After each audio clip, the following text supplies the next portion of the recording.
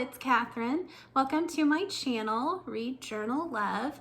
Today I thought I would do a video about Christian cozy mysteries. This is something that I recently got into, but looking back, I did read some in my 30s.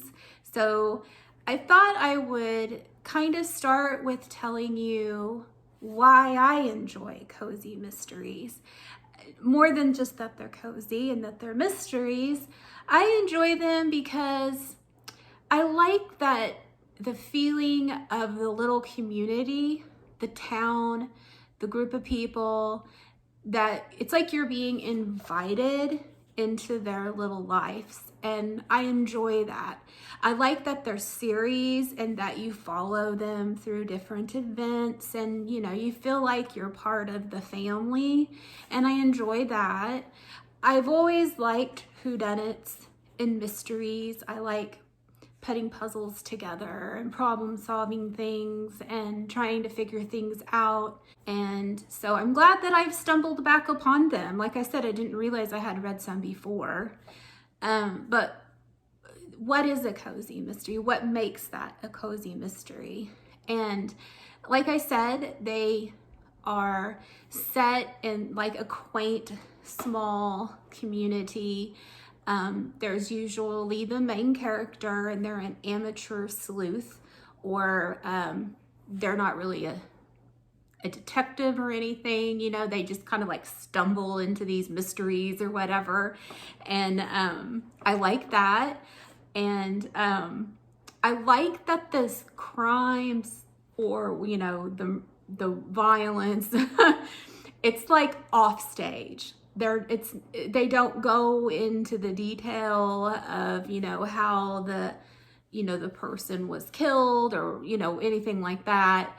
I like that. And usually they're set in a setting or whatever, on the beach, on an island, in a town, or, and then it's usually the person works in a place where like a lot of people come and go, like a cafe or, a library, a bakery. Like I enjoy that. And so if there is any type of food involved, they're usually pretty descriptive about the foods, and then there's recipes at the end in a lot of the series, of the foods that they're eating in the story. And so I like that it feels interactive in that way. I find myself they'll in the one that I read recently, they were eating some chicken salad sandwich or something, and I was like, ooh, that sounds really good. And I'm not even a big fan of that. But then I was like, I wonder if this is the recipe at the back. And then I flipped to the back, sure enough, there was the recipe. So that's kind of what makes it a cozy. And then for Christian, I like that the faith is put into the story. You'll hear the person talking that they're going to pray for their friend, or pray before dinner, or that they're going to a church fellowship, and then that they're helping the people in their church by being a caretaker or showing hospitality, or serving in the service, or something like that. Sometimes there's a preacher or a priest in the story that and in this series, this people, they're not sometimes they'll be in one, and then a couple books later that person will come back or whatever. And so sometimes the person in the clergy will be throughout the whole thing, as kind of a mentor to the amateur sleuth or something. So I mean, I like that. I like that there is a background of faith. So to me, that's what makes it Christian. So that's kind of what I read. Mostly are the ones that have that faith aspect. I enjoy that. So like I said, in my 30s, I did read a couple of series, and I didn't even know these were cozy mystery. I just thought they were just kind of like little mystery books or something. I had never heard of cozy mysteries. So the first one was called Invisible, and I'll put a picture up on the screen. It's by Lorena McCourtney, and this is the Ivy Malone series. Now this one was hilarious. She calls herself an LOL, which stands for little old lady. So she's, you know, older, and she gets an RV, and so she's traveling in this RV, and along in her travels, she, you know, comes upon these mysteries. So, and she, I mean, for an 80-year-old woman, the lady's climbing fences and, you know, fighting dogs and going through junkyards, and I mean, she's adventurous. So I really enjoyed that one. It made me laugh a lot. The next one I read in my 30s was called Death of a Garage Sale Newbie. And I read 2 in this series. I read 2 in The Invisible, and I've read 2 in this Death of a Garage Sale Newbie. It's by Sharon Dunn. I'll put a picture up. And this one was really good because it's these 4 friends, and they go garage sailing, and, you know, they'll stumble upon things in the garage sale, and one of them, this one does have a murder in it. So one of them does get murdered. So they're trying with the garage sale stuff. So it all kind of intertwines together, and I really enjoyed these 2 as well. So then I guess I just kind of forgot about these kind of books, but then now in my 40s, nearing the end of them, I've been reading more lately and just really enjoying them. So the first one that I stumbled upon was these Cruise Ship Mysteries by Hope Callahan. Okay, cruising is my thing. I've been on 3 cruises. I want to go on 3 more. I love cruising. I love cruise life. And so this one, she's an older lady as well. I think she's probably in her late 60s. So she's a cruise director on a cruise ship, and mysteries happen, and I like the faith one in this one as well. They have little church services on the cruise ship, and so on this last cruise I went, I was like, I wonder if they really have those, but I was too afraid to ask anybody. But I really like these cruise ones. I've read several of them.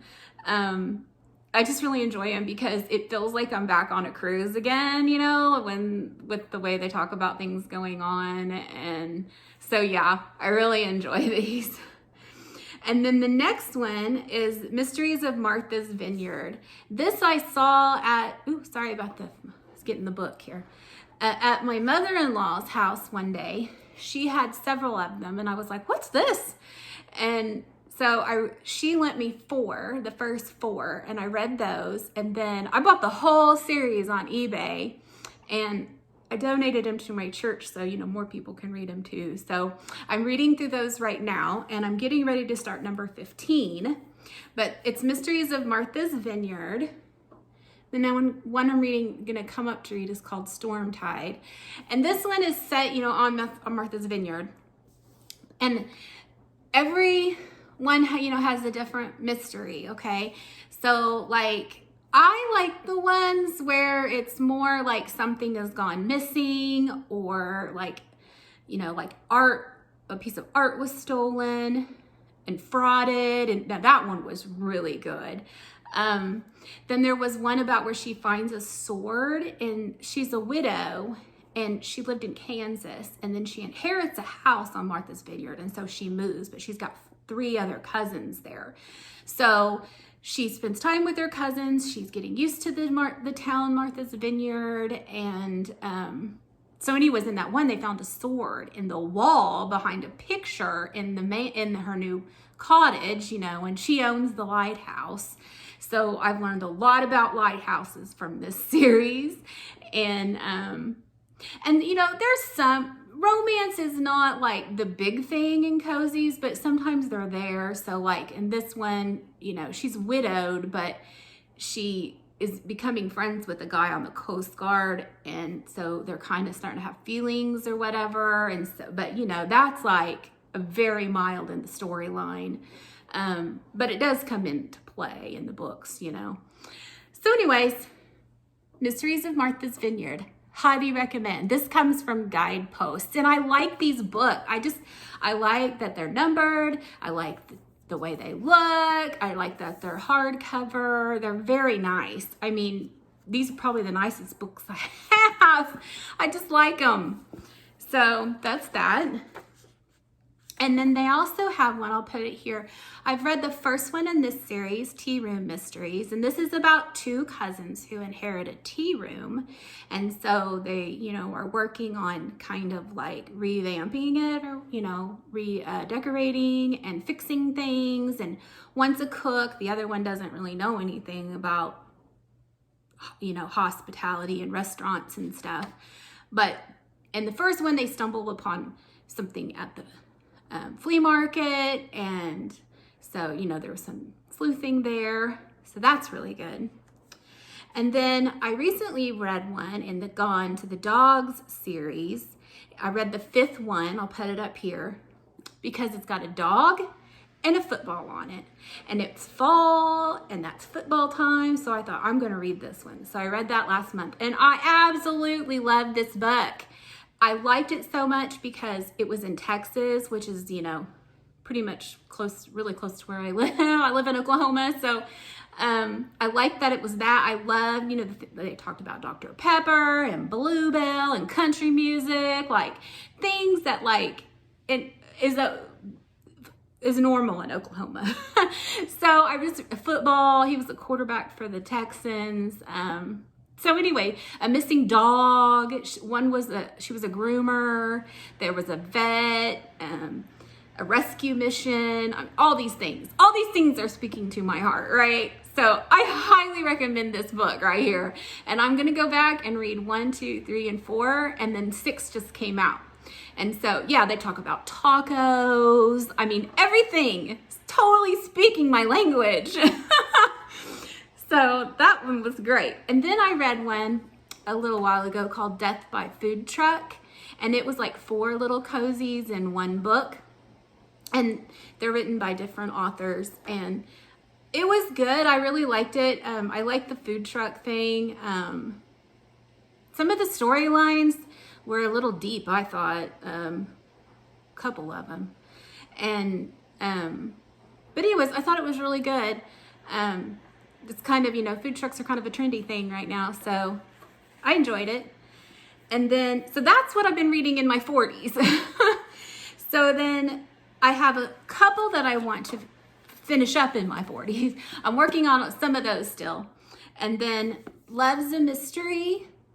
I got this one. I haven't started it yet. I'm supposed to be reading it by the end of the month, so I better get on it, right? So that's called Love's a Mystery.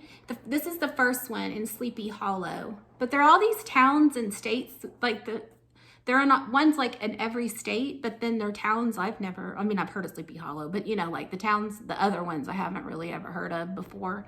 So that's kind of neat. And then I noticed that a lot of people on BookTube in the Christian community have been reading these books. It's called the Serena Jones, and they just did like a group read, I think, of this Monet, one about Monet, and I love art. So like I noticed this one's Monet, there's one about Dali, and there was another one. I can't remember who, but I want to get into those because I love art, and I thought that one would be really good. And then I just kind of wanted to say that, you know, these are all Christian. They're all going to have that faith element, which is great. And so Guidepost has a ton of them. That would be fun. You could go on there and look around. Hope Callahan, who does the cruise ones, she has several series that she's done. And so has Lorena McCourtney. She has others that she's done besides the Ivy Malone. Anyways, I just thought I would get on and talk about some cozy mysteries and how I have just really begun to enjoy these. They're just fun. So thank you so much for watching, and I hope y'all all have a great fall. Thank you.